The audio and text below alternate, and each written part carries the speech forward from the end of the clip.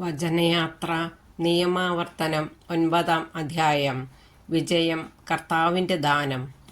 ഇസ്രായേലെ കേട്ടാലും, നിങ്ങൾ ഇന്ന് ജോർദാൻ കടന്ന് നിങ്ങളെക്കാൾ വലുതും ശക്തവുമായ ജനതകളെയും ആകാശത്തോളം ഉയർന്ന കോട്ടകളാൽ വലയം ചെയ്യപ്പെട്ട വിശാലമായ പട്ടണങ്ങളെയും കൈവശപ്പെടുത്താൻ പോവുകയാണ്.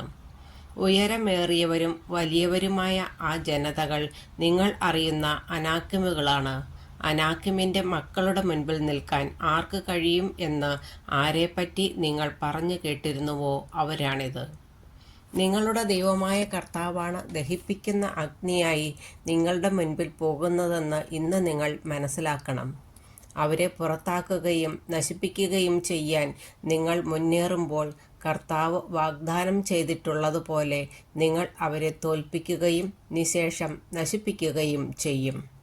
നിങ്ങളുടെ ദൈവമായ കർത്താവ് അവരെ നിങ്ങളുടെ മുൻപിൽ നിന്ന് നീക്കം ചെയ്ത് കഴിയുമ്പോൾ, എൻ്റെ നീതി നിമിത്തമാണ് കർത്താവ് ഈ സ്ഥലം അവകാശമാക്കാൻ എന്നെ കൊണ്ടുവന്നതെന്ന് നിങ്ങൾ ഹൃദയത്തിൽ പറയരുത്.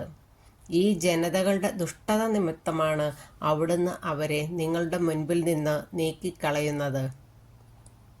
നിങ്ങളുടെ നീതിയോ ഹൃദയ പരമാർത്ഥതയോ നിമിത്തമല്ല നിങ്ങൾ അവരുടെ രാജ്യം കൈവശമാക്കാൻ പോകുന്നത്. ആ ജനതകളുടെ ദുഷ്ടത നിമിത്തവും നിങ്ങളുടെ പിതാക്കന്മാരായ അബ്രാഹം, ഇസഹാക്ക്, യാക്കോബ് എന്നിവരോട് കർത്താവ് ചെയ്ത വാഗ്ദാനം നിറവേറ്റുന്നതിനു വേണ്ടിയും ആണ് അവരെ അവിടുന്ന് നിങ്ങളുടെ മുൻപിൽ നിന്ന് നീക്കിക്കളയുന്നത്.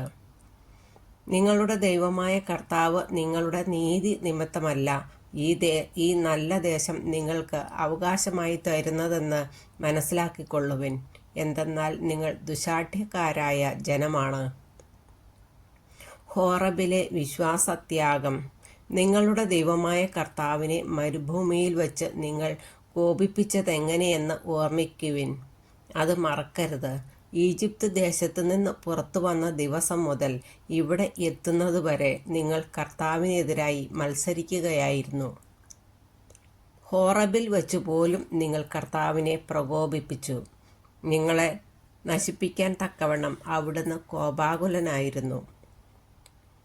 കർത്താവ് നിങ്ങളുമായി നടത്തിയ ഉടമ്പടിയുടെ കൽപ്പലകകൾ വാങ്ങാനായി മലമുകളിൽ കയറി തിന്നുകയോ കുടിക്കുകയോ ചെയ്യാതെ ഞാൻ 40 പകലും 40 രാവും അവിടെ ചെലവഴിച്ചു. കർത്താവ് തൻ്റെ കൈവിരൽ കൊണ്ട് എഴുതിയ 2 കൽപ്പലകകൾ എനിക്ക് തന്നു. ജനത്തെയെല്ലാം ഒരുമിച്ച് കൂട്ടിയ ദിവസം മലയിൽ വച്ച് അഗ്നിയുടെ മധ്യേ നിന്ന് അവിടുന്ന് നിങ്ങളോട് അരുളി ചെയ്ത സകല വാക്കുകളും അതിൽ എഴുതപ്പെട്ടിരുന്നു. 40 പകലും 40 രാവും കഴിഞ്ഞപ്പോൾ ഉടമ്പടിയുടെ ആ 2 കൽപ്പലകകൾ കർത്താവ് എനിക്ക് തന്നു. അവിടുന്ന് എന്നോട് പറഞ്ഞു, എഴുന്നേറ്റ് അതിവേഗം താഴേക്ക് പോവുക. എന്തെന്നാൽ നീ ഈജിപ്തിൽ നിന്ന് കൊണ്ടുവന്ന നിന്റെ ജനം തങ്ങളെ തന്നെ ദുഷിപ്പിച്ചിരിക്കുന്നു. ഞാൻ കൽപ്പിച്ച വഴിയിൽ നിന്ന് അവർ പെട്ടെന്ന് വ്യതിചലിച്ചു. അവർ തങ്ങൾക്ക് വേണ്ടി ഒരു വിഗ്രഹം വാർത്തിരിക്കുന്നു. കർത്താവ് വീണ്ടും എന്നോട് പറഞ്ഞു, ഞാൻ ഈ ജനത്തെ കാണുന്നു, ദുശാഠ്യക്കാരായ ഒരു ജനം. അവരെ നശിപ്പിച്ച് ആകാശത്തിന് കീഴിൽ നിന്ന് അവരുടെ പേര് പോലും ഞാൻ നിർമ്മാർജ്ജനം ചെയ്യാൻ പോകുന്നു. എന്നെ തടയരുത്. അവരെക്കാൾ ശക്തവും വലുതുമായ ഒരു ജനത്തെ നിന്നിൽ നിന്ന് ഞാൻ പുറപ്പെടുവിക്കും.